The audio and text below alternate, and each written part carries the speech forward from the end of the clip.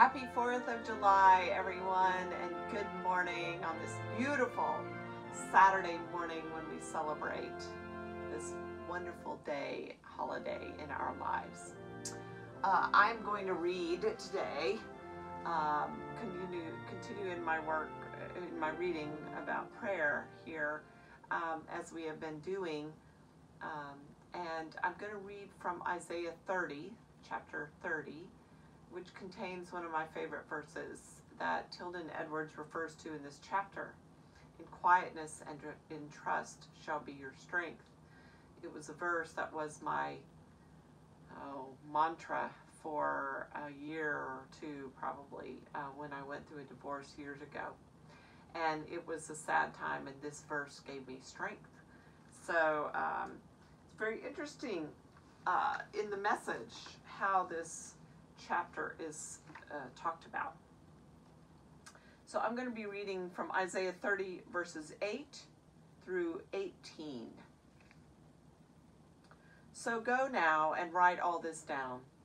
Put it in a book so that the record will be there to instruct the coming generations.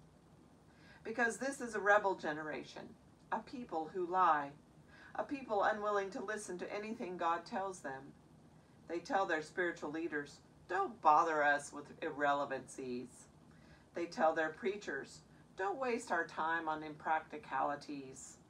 Tell us what makes us feel better. Don't bore us with obsolete religion. That stuff means nothing to us. Quit hounding us with the Holy of Israel.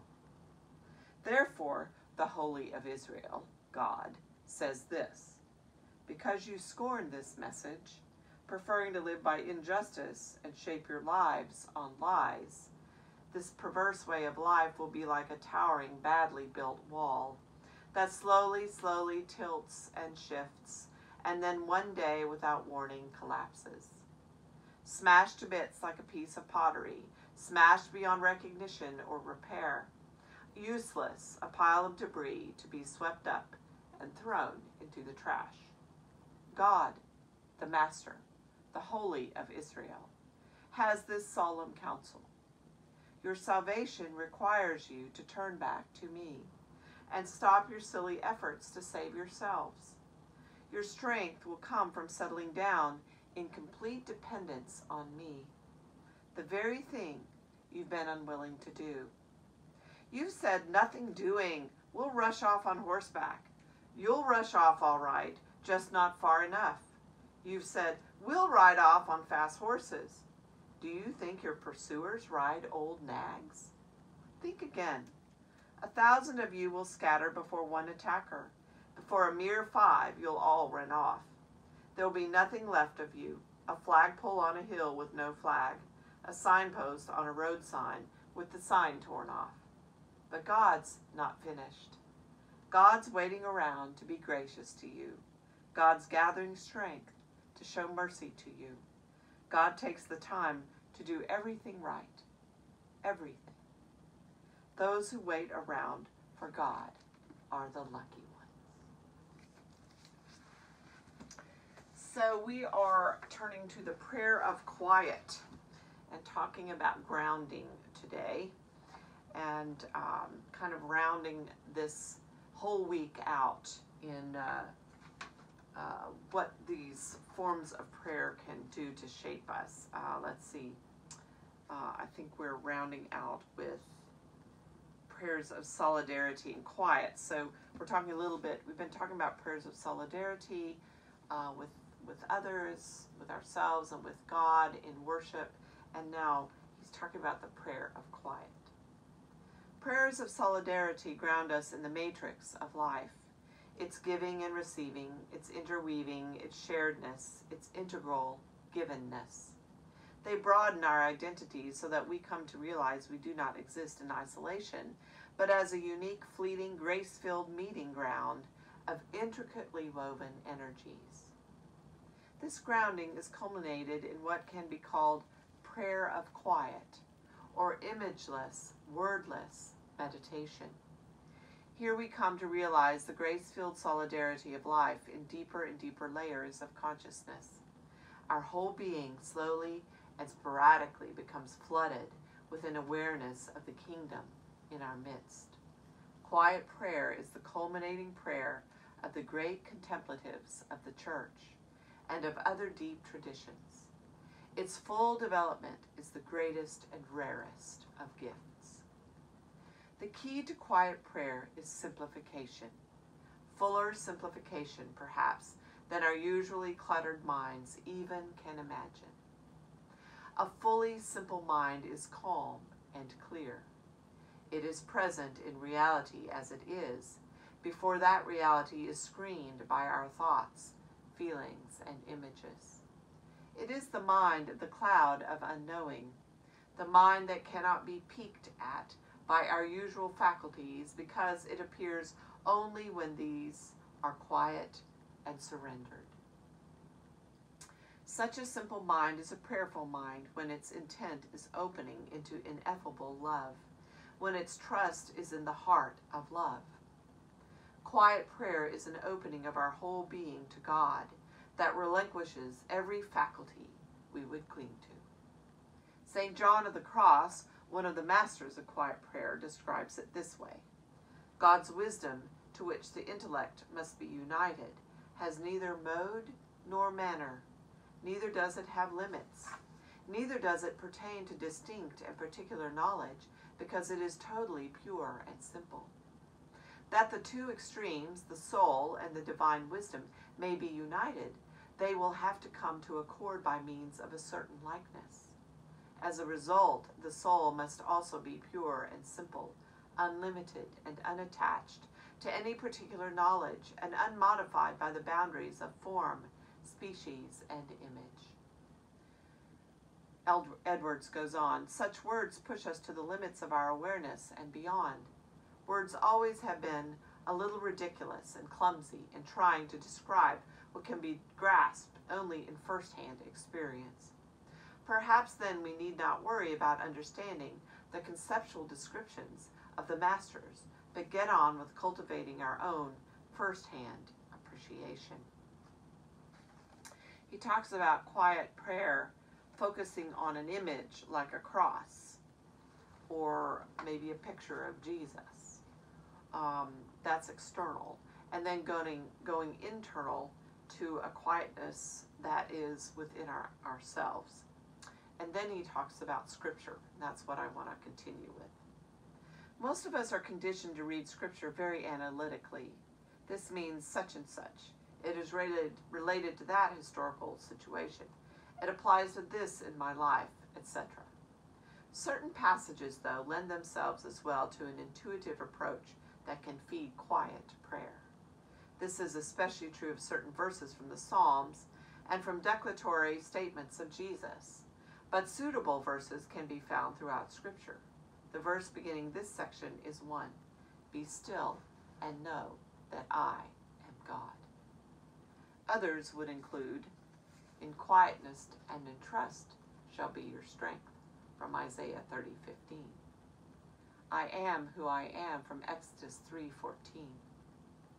Whoever loses her life or his life for my sake will find it, from Matthew 16:25. And having nothing but possessing all things, from 2 Corinthians 6:10.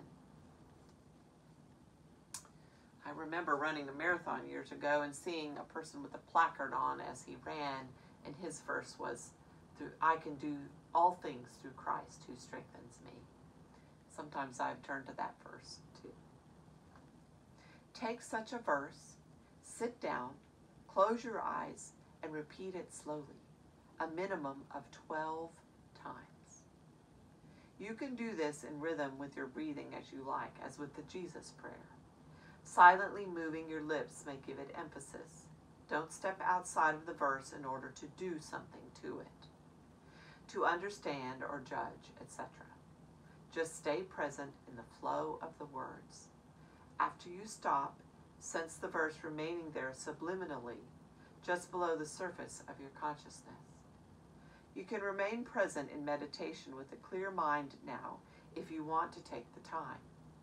Or you can move directly into your daily activities, sensing that verse remaining there in a kind of clear, true space, as always present. It can surface spontaneously now and then during the day. This surfacing can come in the middle of any situation.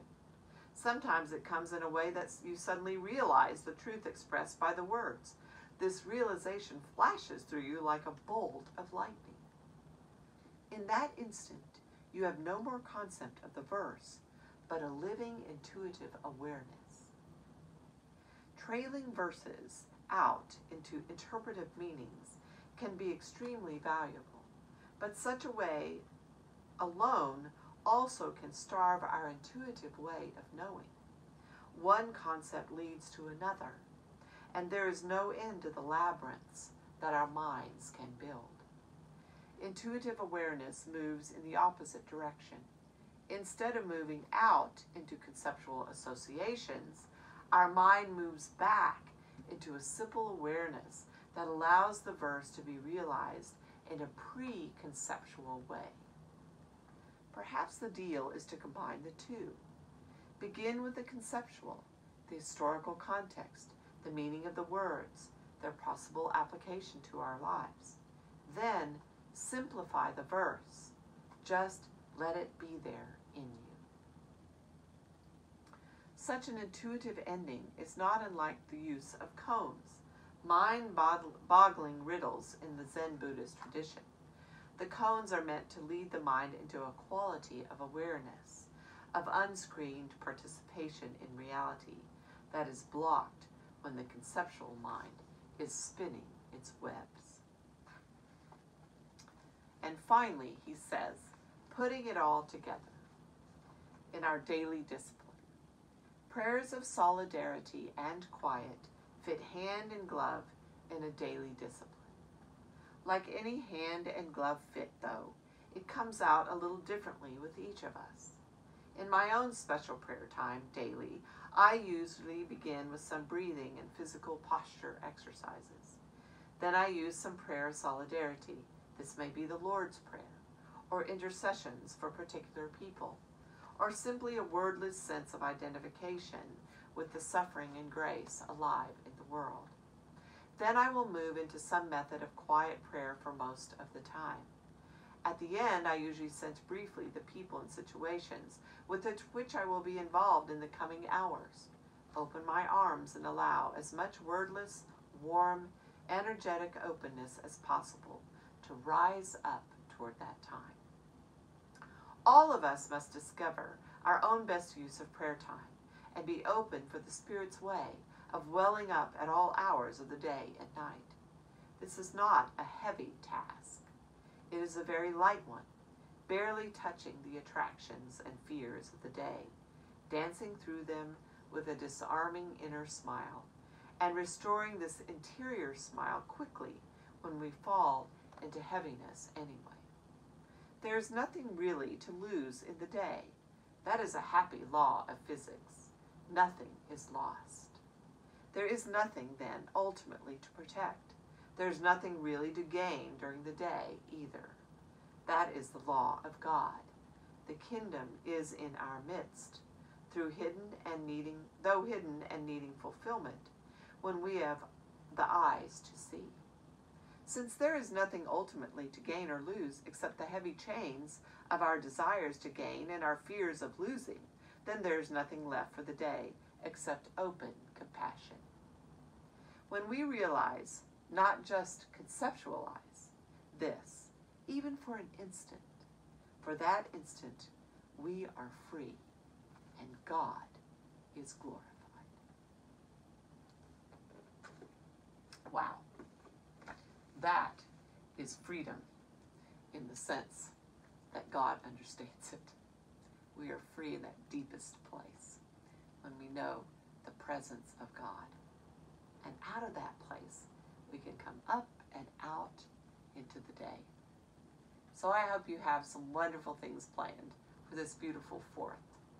And I look forward to seeing you either at our worship service or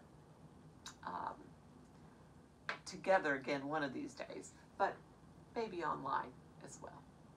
Let us close with the Lord's Prayer. Our Father, who art in heaven, hallowed be thy name. Thy kingdom come, thy will be done, on earth as it is in heaven. Give us this day our daily bread, and forgive us our debts, as we forgive our debtors. And lead us not into temptation, but deliver us from evil. For thine is the kingdom, and the power, and the glory forever. Amen.